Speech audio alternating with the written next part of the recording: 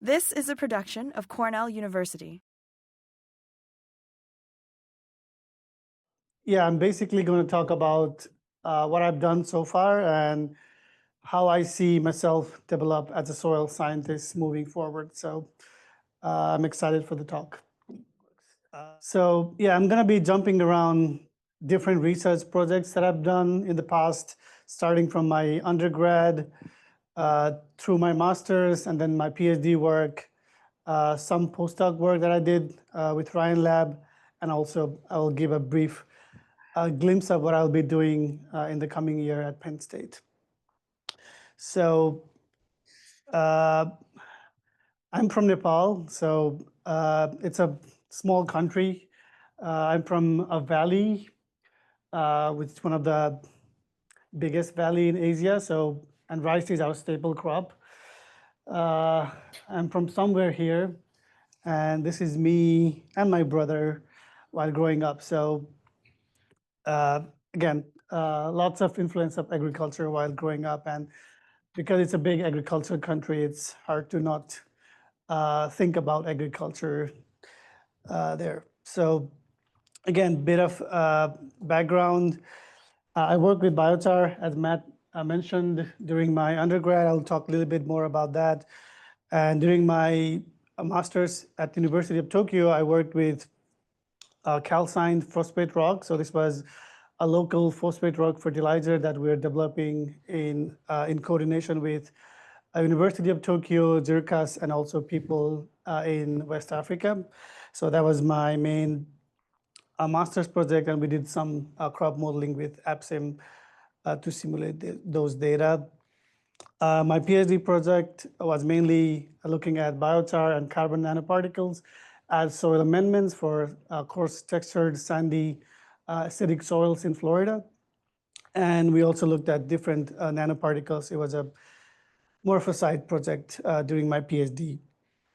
Around 1 year at Ryan Lab, I got to work with some of the soil health stuff, soil health data from the long-term experiment that we're having, and a bunch of different cover crop systems that the cool work that is happening with Ryan Lab. And in my current project, I'll be working mainly on using anaerobic soil disinfestation. So this is a kind of like a technique in organic systems, an alternative to chemical fumigant to sort of restore or improve the soil health of organic soils. So I'll be introducing that a little bit. So going back to Nepal, where I'm from, we have a big problem. Again, we call it the burning problem. So farmers, especially at the end of the season, they burn a lot of the crop residues because as a way to prepare their field for the next crop. But this creates a massive issue environmentally. And if you look at the NASA firm's map during that time of the season, you can see a bunch of kind of small fires. And these are not real fires, but these are farmers burning the residue, especially the southern part of Nepal, where a lot of agriculture, rice, wheat-based agriculture is. So, and this affects the environment, and you can see the haze pretty much, and the beautiful mountains that people go to see are not really visible during that time. So it's a big issue, managing crop residues. So yeah, I think when we were doing undergrad, we were about 5 or 6 people who were thinking about a project how to address this issue. And again, there is a saying in our country that sometimes you need to have a solution like the problem. So we came up with the burning solution idea. It was so we decided to get some of the crop residues and prepare different kinds of biochar from these residues. It was a locally kind of like developed furnace that we used to prepare these biochar. And we did a field study with garden pea, and we found that again different feedstock of biochar that we use have different kind of effect on the yield, but also on how the soil nutrient availability and cycling happens. But overall, I think we could say that using biochar was a good alternative, especially compared to burning those residues. So moving on, again, I told you I'll be jumping from one to another. You can ask questions later if you have some. I worked in West Africa during my master's program. So here, like I mentioned, we are working with a local phosphate rock fertilizer as an alternative to the chemical triple superphosphate or single superphosphate fertilizer. And we are doing field studies with sorghum in 4 different regions of Burkina Faso, a country in West Africa. And what we found essentially was, that it was, again, on average, about 30 to 50% effective compared to the chemical fertilizer. But that really depended a lot on the region, and the factor that was driving that difference across the region was the environment. So soil moisture and also the soil type has had a major impact on how effective these new phosphate rock fertilizers were. So we did a bit of a crop modeling with AppSim. It was we were able to predict or simulate the biomass quite well, but we're still working on how to work or how to accurately predict yield with AppSim, because it was not really sensitive to drought. And that is something that has been added, I think, since in AppSim. So it's a lot more robust in terms of simulating these systems, AppSim, as compared to, this was 2019. So. And then my PhD was at the University of Florida, where I worked with carbon nanoparticles and biochar as soil amendments for the acidic sandy soils that are in Florida. So again, the big question, I guess, that most of us in this room are working towards, I believe, is how can we grow more food? And again, how to grow it economically and also sustainably. So that was the idea behind this project. And again, there are different ways, different management practices, different things that we are all working on. But one of the ways that we can increase our overall food production could be if we know how to utilize our sandy soils. Currently, there is only about 4 to 5% of sandy soils in the world that are cultivated. So again, if we can figure out how to cultivate them, there's a room for expansion and there are opportunities there. But and as you can imagine, there's a reason why these soils are not cultivated as much, because it's not really easy to manage, especially the soils that are really sandy, like those in Florida, more than 90% sands, and those that are acidic, pH in the range of 4.5 to 5.5. And it's really difficult to build organic matter in these conditions because of the humidity, temperature, and everything. So not easy to retain organic matter and nutrients in the soil. It doesn't help that these regions that have a lot of sandy soils often also are in the area that are quite vulnerable to climate, if we can still say climate, environment, and all these kind of pollution that makes it really difficult to manage. Historically, though, I think these soils have been managed quite successfully, thanks to the citrus industry that was quite successful in Florida. But since 2010, more than a decade now, there's been a steady decline, and the industry is really suffering from the citrus greening disease. So there's a lot of interest, there's a lot of need among farmers, among different stakeholders to find alternative crops to citrus. And because of that, we are trying to see if we can amend these soils to come up with ways we can grow field crops in that region.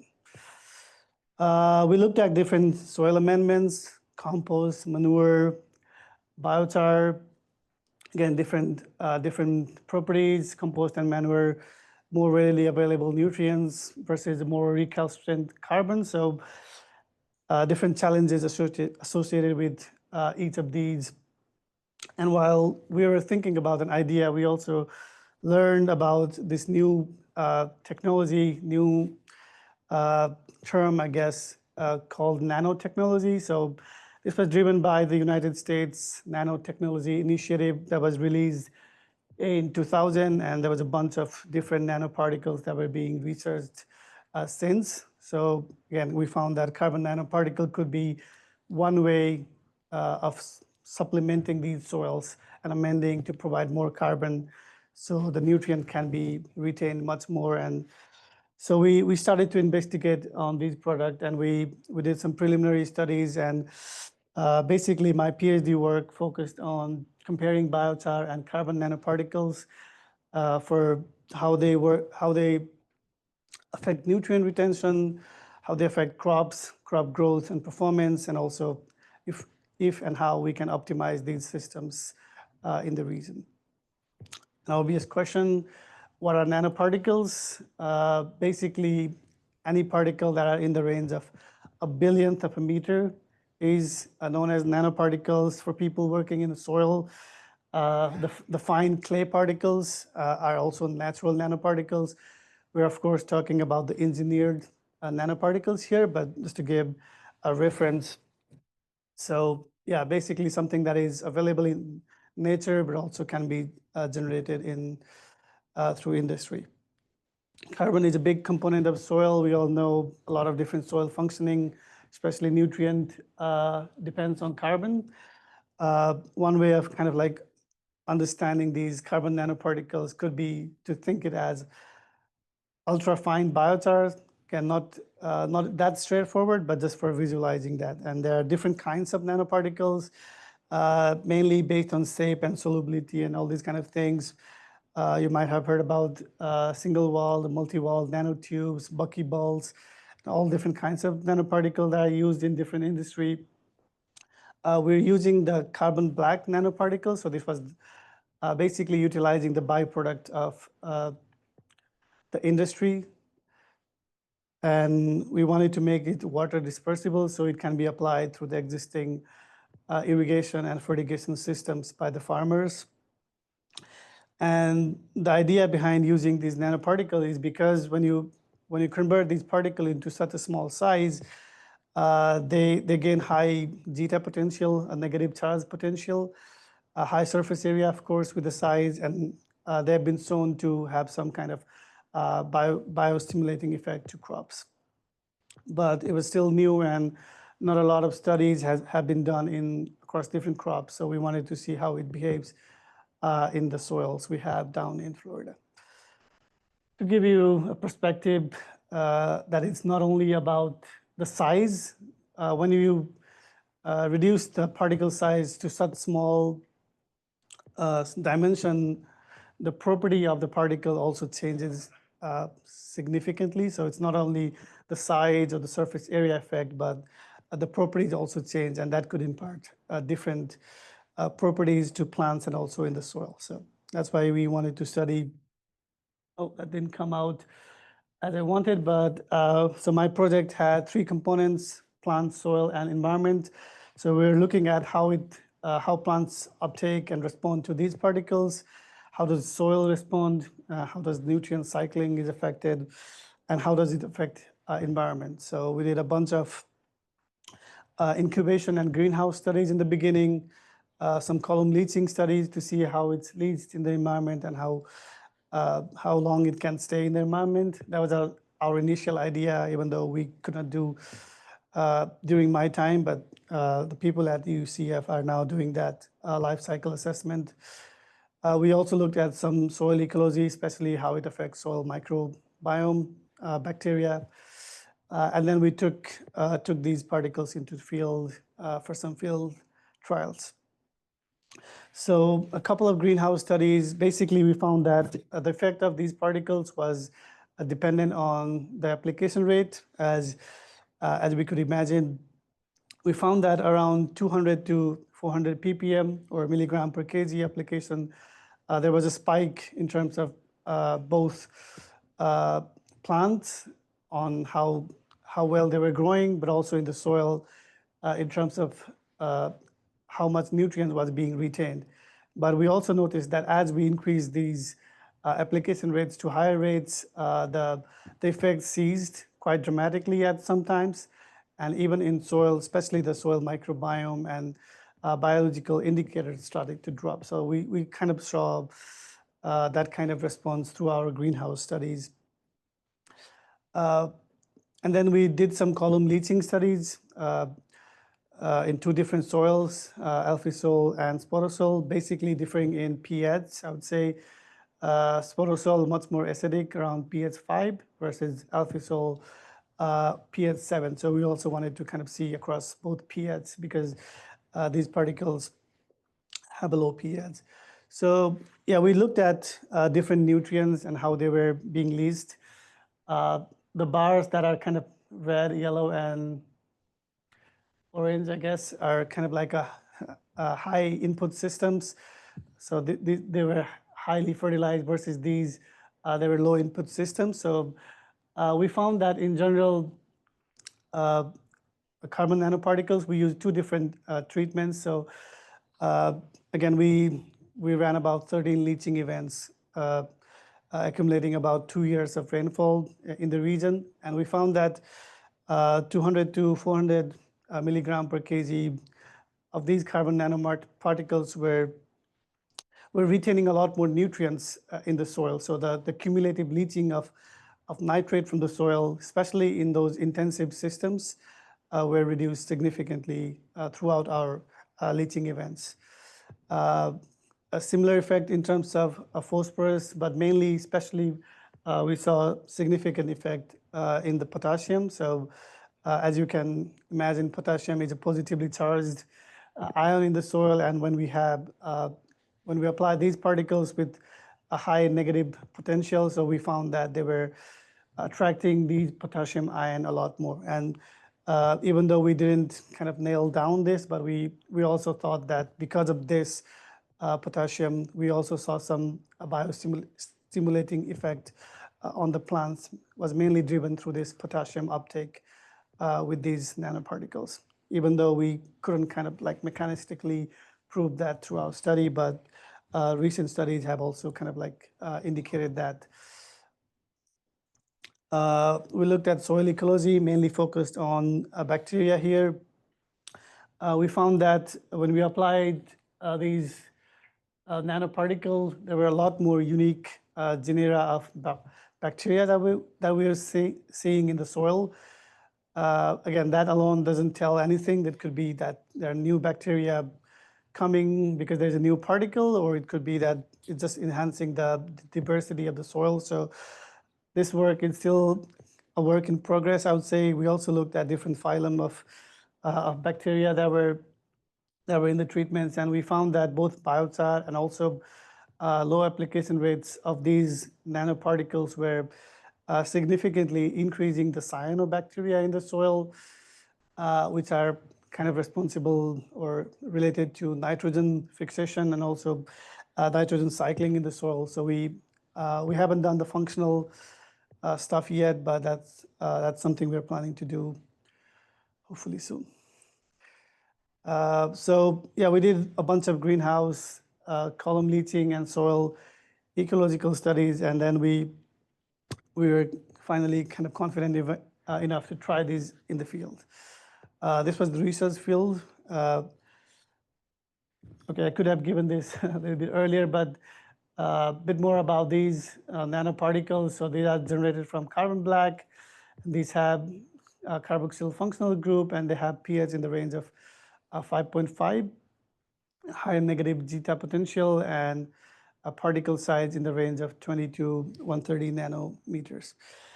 Compared to biochar, so these were generated from the oak wood residue that we have in Florida, much more carbon and much more higher pH compared to these nanoparticles. So we did a field study. This was not a rotation, so two nearby fields with sugar beet and corn. So I guess the only main difference in terms of soil in these two experiments was we lined the beet field before study because beet was a lot more sensitive to low pH, but also we wanted to see the effect of these materials in different pH. So it was kind of like, and corn was not limed before the study. So, and looking at the yields, we saw that, again, similar to what we saw before, we saw significant increase in leaf shoot biomass and also root biomass here in terms of sugar beet with uh, around 200 to 400 ppm application of these particles. So roughly about 20 to 24% increase in yield. And as we didn't go as high this time, but we could see that the increase in yield was starting to cease as we increased the application rates. With biochar, we didn't have a significant effect. And similarly, in corn, we also saw that there was a spike in terms of corn yields with these nanoparticles, and we saw yield responses up to about 400 milligram per kg for corn, and we're getting quite good yields of corn with these particles. So I think starting last year, we had our first on-farm experiment with these particles, and I'm hearing that the farmers are quite excited about these particles. So we couldn't do that during my time, but anyways, obvious questions. What's driving these yield gains with nanoparticles? Overall soil biogeochemistry, especially how the nutrients react to these particles and how these particles are increasing the nutrient retention in the soil profile. We also saw that through our field studies. So we looked at soil pH and EC, so different dates. We sampled the soils 30, 70, and 110, and different treatments here.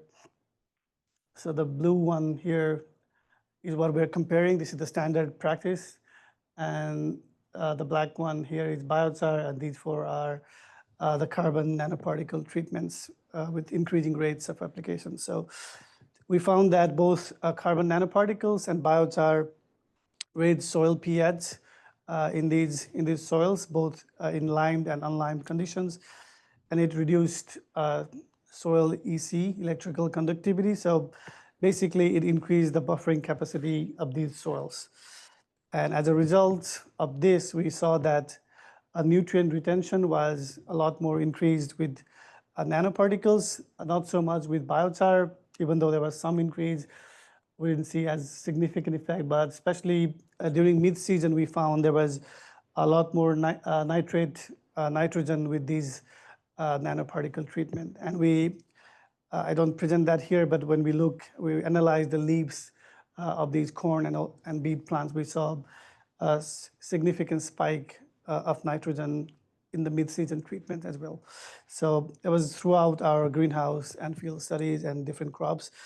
Again, we saw a significant effect in mid-season potassium especially, and it was really almost linear. So we could really see that potassium was retained in soil, and it was being also uptaken by the plants. Again, we didn't look this directly, but we also saw an increase in potassium with biochar. But when we looked at our leaf samples, we didn't see a similar increase in uptake of potassium by the plants. So again, we don't know for sure yet, but I think both the particles were kind of able to retain more nutrients, but carbon nanoparticle was able to supply these nutrients to the plant more readily as opposed to biochar, which was kind of holding more nutrients, but the supply was not as similar to the nanoparticles. Again, that could be also because biochar kind of requires more incubation time compared to nanoparticles because it's a much larger surface area. Similar case, we looked at the microbial respiration, biomass, all the biological indicators. We found a spike at low application rates throughout the treatments, and as we increase our application rates, we could see that these microbial indicators consistently were being reduced at higher application rates. So that could be because of a potential hormetic effect, which basically means that at low application, there's a positive effect, and that either ceases or you start to have some kind of negative effect at high application rates. Pretty similar in case of the enzyme activities, although it was significant only for the urease enzyme, which is responsible for nitrogen, but we also saw oops, a decline as we increased the rate in terms of the enzymatic activity of the soil. So overall, we found that carbon nanoparticles increased both corn and sugar beet yields in the field. Both enhanced the buffering capacity uh, of our soils. Carbon nanoparticles, especially, both particles also increase the nutrient retention, but carbon nanoparticles increase the leaf uptake of NPK. And we found that at higher application rates, the microbial activity was seized, but at lower activities, there was an increase in soil microbial activities. And we also did some ecological analysis here, and we found pretty similar results compared like the field studies. So that's about it for my PhD work. I joined Ryan Lab last year, 2024, and I was involved in a couple of projects, different cover crops based projects. So I'm going to talk a little about the organic cropping systems experiment that we have, and this is the 20th anniversary. So essentially, we have 4 different treatments here, or 4 different philosophies of how we can manage organic systems. High fertility systems, here we are increasing the amendments and fertilizer that we are applying to the soil. So a lot higher, about 50% higher fertilizer than the low fertility treatment. In the low fertility, we are relying a lot more on the ecological processes, such as incorporating legumes to provide that sort of deficient soil fertility. So 2 gradients of fertility and 2 gradients of weed management, enhanced weed management. Here we have more intensive weed management, multiple passes to control weeds versus a reduced tillage treatment or philosophy where we're reducing the tillage and trying to manage weed more culturally, such as using a mulch and things like that. So the crops were grown in rotation, different crops. There are 2 entry points. It's a little bit complicated if I go through all of these, but what I was looking mainly was we're comparing how these 4 treatments line up in terms of soil health indicators, and we're comparing these to conventional corn fields. So this was 80 years, around 80 years of conventional corn, and then this treatment right here is the alley. So this is the grass alleys in between the treatment. So mainly looking at the conventional corn versus the 4 different treatments. And we could see that compared to the conventional, oops, that was not the right click. All right. So compared to the conventional corn, we saw a significant effect in terms of soil aggregate stability. With the organic systems, the letters are slightly off here, but irrespective of different philosophies or treatment that we're using, we could see an increase in the aggregation and soil structure throughout these study. Not as clear differences in terms of predictable soil protein and also soil labile soil carbon, the permanent manganate oxidizable soil carbon. But overall, when we looked at the overall soil health score, this is from the Cornell Comprehensive Soil Health Assessment, we saw that compared to the corn and even compared to the alley, the organic systems were consistently, irrespective of the philosophies, higher soil health indicators in these studies. So that was sort of the main thing that I looked at from this experiment. Another project that I was involved in was using the integrated cover crop experiment to control white mold, which is a soybean disease, and also weeds in soybean and dry bean systems. So basically, what we're doing is we're planting the cover crop in the fall, September, October, cereal rye, and we had three different treatments here. Tillage, two till treatments, one without cover crop, one with cover crop, and one treatment that has where the cover crop is mowed and a mat of cereal rye is formed for weed. And also we found that it was effective in disease suppression. So two main crops, soybean and dry bean, different seeding rates, and we evaluated different plant parameters and analyzed these. In our I'm mainly going to focus on white mold because that was kind of like the most distinct results that we saw from the study. So we here are the three treatments: the tillage only without cover crop till treatment, and cover crop mulch treatment. So we saw that compared to both the till treatments, the treatment with the rye mulch was able to reduce the white mold by almost 70 to 80% across soybean and in both years.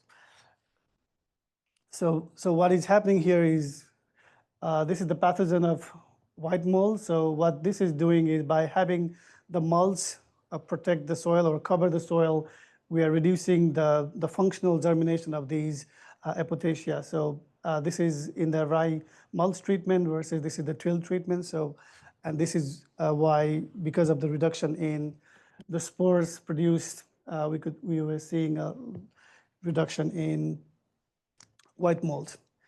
In terms of weed biomass and density, we saw an overall reduction in weed biomass with the rye mulch treatment. There was some variation across years. Here, this is the weed density. So we think that some of these high numbers is because there was a regrowth in cereal rye, which was also counted as weed, and because there is not really big difference in biomass. So it's kind of like counting more small plants, but not really turning into a big biomass that is competing in terms of weed pressure. We looked at the yield. There was a variation across years. So in 2020, the yield were pretty similar among the treatments versus in 2019 in soybean, we had about 20% yield reduction. So, and in dry bean, there was about 20% yield reduction in 2020. So again, depending on probably weather, and also there could be room for optimizing planting rates in dry bean especially. So that's about it from my postdoc with Brian Lab, and now I'm in my second postdoctoral adventure with the Vegetable Crop Science Lab at Penn State. So here, kind of switching gears into more vegetables and horticultural crops and different systems. The main project that I'll be working at Penn State is sort of regenerating or improving the soil health of through anaerobic soil disinfestation to manage disease, weeds, and soil health in organic vegetable production systems. So this is going to be the main project that I'll be working on. We'll have a bunch of different greenhouse and field studies. So essentially what we're doing is amending the soil with a readily decomposable carbon source, and then mulching the soil with kind of like covering the soil with oxygen impermeable film to induce the anaerobic condition in the soil. And then we are irrigating the soil until saturation and leaving it for about a month, and then opening the film and then going with a vegetable crop, tomato or cucumber, and to see effect in soil health and also crop production. So yeah, another thing that we are trying to kind of like add to this from this year is to try to use more locally available carbon sources. So we're looking at molasses, which is a byproduct of sugarcane industry, wheat middlings, which are a byproduct from wheat, and also poultry manure or chicken manure. So using them as carbon and nitrogen source to to optimize the anaerobic treatment. And we're also trying to integrate different cover crops. So we're looking at triticale, I think, and crimson clover. So two different cover crops uh, to induce, to provide the source of carbon to induce anaerobic conditions. So yeah, that's about it. Because yeah, this is a work in progress. So overall, again, bunch of different research, one direction to another.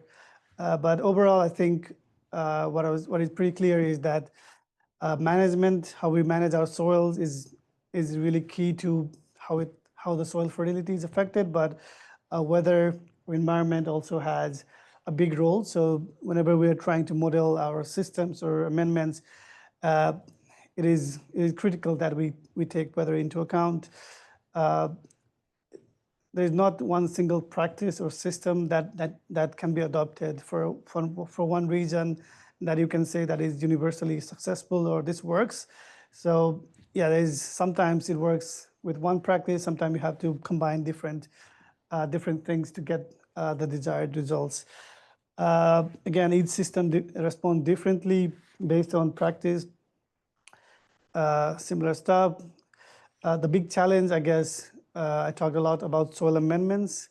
The big challenge, again, is how do we provide these amendments to the farmers is always a big challenge. So whether we talk about biochar or nanoparticles to scale up to actually make it applicable in the large field context is or remains a challenge. So I think in this, we might need more help from the industry or kind of collaborate with different stakeholders. So anyways, moving forward, sort of kind of where I see myself going forward in terms of my ideas based on my experience, continue the soil fertility research, trying new amendments, different management practices, but also sort of look at the soil health together with soil fertility is going to be important. And also, I am really interested in kind of like looking at it from a system point of view and sort of like work towards building a system rather than only kind of one management practice or one amendment. Again, different ecosystems, different amendments or different practices respond differently. In some systems, biochar seems to perform much better compared to even cover crops, while in other systems, cover crops perform a lot better. So just to provide a context, as even though biochar was not like really stand out in some of my studies, but there are some studies that have that show that biochar can increase soil organic carbon much better than even cover crops, depending on the management, whether again in the systems. Using ecological principles to look at soil fertility, soil health, but also looking at ways we can prevent losses, reducing erosion, and also minimizing degradation of ecosystems. And finally, I guess, sort of thinking soil health, uh, putting the soil health concept in this whole One Health concept, because we also work with different diseases, a lot of diseases, and I'm going to work with diseases in my current project. So trying to combine plant disease, soil disease, everything into this One Health concept. So that is something I'm thinking more and more these days. So yeah, with that, we'd like to take any questions. Thank you very much for your talk. A lot of interesting data. I was curious about two things. Actually, there were many, but you said that the carbon nanomaterials were negatively charged. Yeah. Did they come so out of the box? Did you choose them? Because I'm familiar that a lot of carbon nanomaterials are not charged at all, and they shouldn't be if they're just graphene sheets. There's no charge on them. Or did you oxidize them in some way? And these were oxidized to have the carboxyl groups. So that's where the charge is coming from. And you used what? Peroxide? You used oxidized. Some kind of oxidizer. I'll have to check on that. But yeah, it was oxidized to have that carboxyl group, and that's where the charge is coming from. Got it. Yeah. Can I follow up on that? Yes. question. I was excited to see that especially the carbon nanomaterials didn't have really a high pH. You might have been disappointed, but I'm excited because that excludes sort of pH correction from the possible effects, and you can really focus on maybe nutrient retention. Yes. But then I saw that your soil pH did change. So, but they had 5.5, the soil had 5 to 6. So why did the pH change in the soil when you added something that had basically the same pH as the soil was? What was that all about? Yeah, that is something that made us curious as well. And we did this study in a bunch of different pH soils to see if that's happening. So yeah, it was interesting. We were seeing this effect much more in more like really acidic soils. And in those alpha soil, the increase in pH with these nanoparticles was not as much, even though there was some. So yeah, we couldn't really kind of like pinpoint where this increase is coming from. Yeah, it was. Thank you. Thank you. I said that to you. I was like, everyone there is nice. Right. Just another question on the carbon nanoparticles. Make it sound like it's very positive across the board, especially in coarse textured soils. What are kind of the challenges and limitations of using it? Yeah, I think because we're seeing kind of like a decline or negative impact, especially in the soil microbial aspect at the higher doses, I think whether or not they accumulate in the soil for longer time is going to be challenged. So if we kind of like keep applying nanoparticles for again and again, they might accumulate. And so I think that's why I think having that life cycle assessment is important, and it's happening currently at UCF, I believe. So I could see that being something that could be a concern. But in terms of like seeing the effect, we could see it throughout our study. So. Let's sort of follow up on that, sort of the comparison of the biochar versus the nanoparticles. In one of the graphs that you showed, you saw this for you're looking at EC. You showed that the biochar had a dramatic effect on EC, really lowering it much more than the nanoparticles. Yes. And yet you had much higher levels when you rinsed them off with Malic or however you did that. Much higher levels. M3. So what was going on there? I mean, did you have different CECs? I mean, clearly you had a measurement of what their charge was. Did you have a measurement of their total charge per volume? No, we didn't measure that total charge per volume, no. So the CEC sort of base saturation component was not there. So this could have been an effect of just nutrient efficiency and fertilizer. Could be fertilizer, yeah. Yeah. Good point, though. Thank you. You told me the carbon particle increased the corn yield, and that's very useful information for the corn production systems. So I'm wondering which parameters, yield parameters could be increased for number of crops or grain kernel numbers per crops or kernel weights? Yeah, I think we did that study, but I think overall we saw the how to say the sizes of the kernel was the thing that was most increased across the treatments, I would say. Should have that data somewhere, so I can check that. I kind of have a basic topical question, but when you started the presentation, you mentioned about the burning problem and the emissions of like burning all this rice residue. How does the production of biochar compare in terms of emissions? Does it lower emissions and improve air quality of the ovens that you used, or?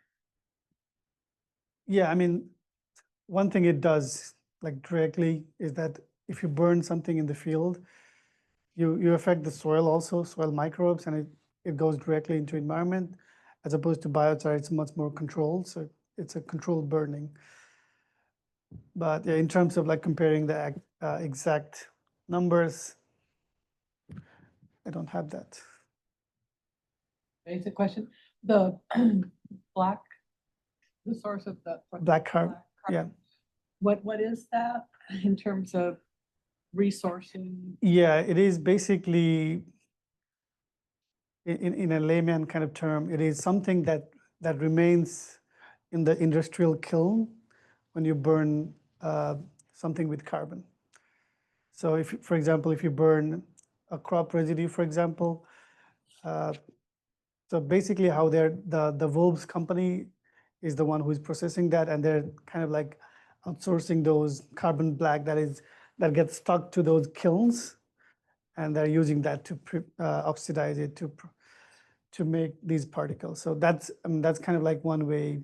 There are different ways they're doing it, but this is kind of like the cheapest way to produce these. They're burning the other material. What are they doing with the other material that's not stuck to the kiln? That is probably used for other things that I don't know. That's Why, yeah, I mean, I was trying to figure out what the source situation is and how that applies to get then, it sounds like the more minimal amount of material that's being used for this other process Mm. and quantifying it to go to scale. Yeah, that's a big challenge, and yeah, we're doing some like cost analysis also to see if it like stacks up. And that's why I mentioned the scrapping of the kiln thing, because that was the only thing that looked kind of like economical in terms of what we can use as a source longer term. But yeah, where exactly they get that carbon black particle from, I don't know. But yeah, we're working with this company, and they were giving us these particles. And they're trying to scale it, so good question. I can maybe ask. Like from a sustainability perspective, I think that would be an important Yes. to know what the other things are going on that Mhm. create the resource that they gave you. Yes. Can I bring it back to the nanoparticle Yes. jar? The nutrients that you have negative decharge. So the responses that were associated with the nitrite versus the ammonium, Mhm. what differences I didn't see it quick enough that. Yeah. What kind of responses were you seeing that were different there? Yeah, it was interesting, but we were seeing a lot more nitrate than ammonium. We're expecting more ammonium to be retained because of the positive and negative charge, but we are seeing a lot more nitrate compared to ammonium. Is that more like, was it associated with the moisture component of it? Yeah, well, that's what we think because of the humidity and yeah, the moisture. Did you measure water holding capacity Uh, with the amendments versus non-amendments? no, we didn't do that. No. Yeah, that's one thing we also noticed. I mean, especially with the biochar treatments, that it seemed like the structure and those components were a lot better with biochar, but we didn't measure those. Hey, if there are no other questions, let's thank Jay and This has been a production of Cornell University, on the web at cornell.edu.